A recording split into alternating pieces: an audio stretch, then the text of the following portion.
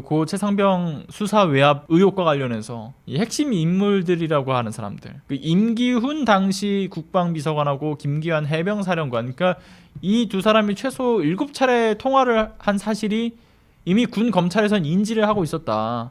그런데도 불구하고 묻지 않았다라는 것이 밝혀졌다라는 거예요. 그래서 실종되기 3시간 전, 그리고 사망한 채 발견된 다음날 아침, 그리고 사건을 경찰에 이첩하겠다라는 보고를 한 이후에 2번, 그리고 그 다음날 이첩 보류 지시가 내려진 전후로 해서 한 번씩 총 2번, 그리고 박정훈 전 수사단장 해임 전날 1번, 이렇게 최소 7차례 전화를 하고, 그리고 해임하고 난 이후, 그러니까 박정훈 대령에 대한 해임 이후에 다음날 문자 메시지를 또 여러 차례 주고받았다는 사실, 이것을 군 검찰에서 다 알고 있었다는 거예요. 그런데도 불구하고 군 검찰은 임기훈 전 국방비서관에게 참고인 그 서면 진술 과정에서 이 통화 사실에 대한 질문을 전혀 하지 않습니다. 앞서 얘기했던 것처럼 박정훈 단장 7월 말에 해병대 사령관으로부터 윤석열 경로설, VIP 경로설을 들었다라고 하는데 이게 사실이냐 이렇게 질문을 던지니까 사실 아님. 김기환 해병대 사령관에게 이제 최상병 사건과 관련해서 본인이 의견을 표명한 바가 있냐라는 질문에도 뭐 없음,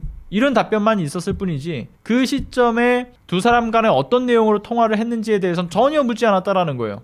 심지어는 재판에 해당 그 김기환 사령관의 통화 기록을 군 검찰에서 증거로 제출을 하면서 심지어 임기환 비서관의 이름을 아예 지워서 제출한 사실까지도 확인됐고, 그리고 지난번에 그 대통령실에 있었던 그 임종득 당시 국가안보실 2차장, 그 사람하고 2차례 걸친 통화 내역도 이것도 지워서 재판부에 제출을 안 했어요, 군 검찰이. 그러니까 이런 식으로 사건이 은폐되고 어떤 식으로 조작되었는지 그 실체가 하나씩 모든 게 밝혀지고 있는 것인데, 정말 충격적이게도 너무 대놓고 조작하고 또 너무 대놓고 이를 조사했었던 박정훈 대령을 쳐내고 온갖 수모를 겪게 하는 이 군 조직의 추악한 민낯이 확인되는 거죠.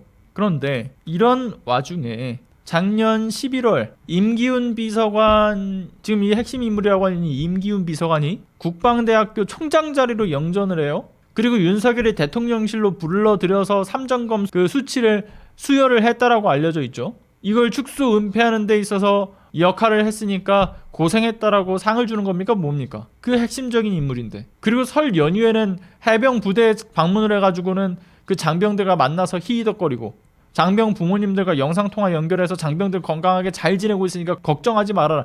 본인이 그 자리에 있는데 어떻게 어떤 부모가 걱정을 안 합니까? 그러니까 사이코패스도 이런 사이코패스가 없다라는 생각이 들고요. 윗선의 개입 여부에 대한 의혹, 관련자의 폭로까지 이 윤석열이 이 사건의 축소 은폐에 키를 쥐고 있다는 사실이 보다 선명해진 상황인데 참 소름 돋습니다. 최상병 사건, 그리고 그 밖에 대형 참사들, 뭐 천안함, 세월호, 이태원 참사까지 대형 참사든 개인의 사건이든 그 사안이 윗선과 관련되어 있는 사건들에 늘 같은 공통점들이 몇 가지 따라오죠. 초동 대응이 일단 엉망진창이고요. 마치 흔한 사고인 것처럼 덮어지고, 유족들이 마치 돈을 달라고 요구하고 있다라는 그 프레임을 씌우고, 그리고 집단적인 조롱을 하고, 그리고 유족들 간의 만남이 굳이 필요하지 않은 선택사항인 것처럼 분리를 시켜두거나, 아니면은 정부 차원에서 유족들을 만나야 되는데 이것도 만나도 그만 안 만나도 그만이다라는, 그러니까 지들 멋대로의 행동들, 관련자의 책임과 처벌은 미흡하고, 그리고 이후에는 언제까지 관련 얘기를 꺼내냐 이런 식의 프레임을 띄우면서 미래로 나가자라는 이야기를 하고 있고, 수사와 조사는 언제든 이들이 아주 노골적으로 방해하고 납득하기 어려운 조사 결과를 들고 오는 것까지, 거기에 플러스해서 민주당이 이걸 정치적으로 이용한다는 프레임까지 씌우고, 이런 어떤 반복되는 패턴 속에서 알 수 있는 것은 사건이 밝혀져서는 안 된다라는 전제, 이것이 다름 아닌 행정 권력의 당사자인 대통령 또는 그 측근들을 향하는 사안일 때 더더욱이 그랬죠. 국민의 생명과 안전을 지키는 일은 완전히 도외시하고 사건을 축소 은폐해서 자신들의 권력의 안위만을 우선하는 이 권력인데, 우리나라가 직면한 그 민주주의와 정의에 대한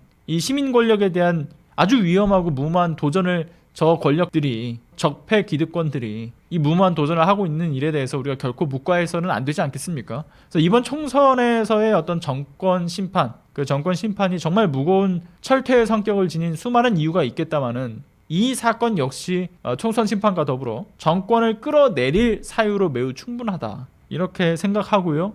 그 점에 대해서는 모두가 동의하실 거라고 생각합니다. 네, 감사합니다. 들어보겠습니다.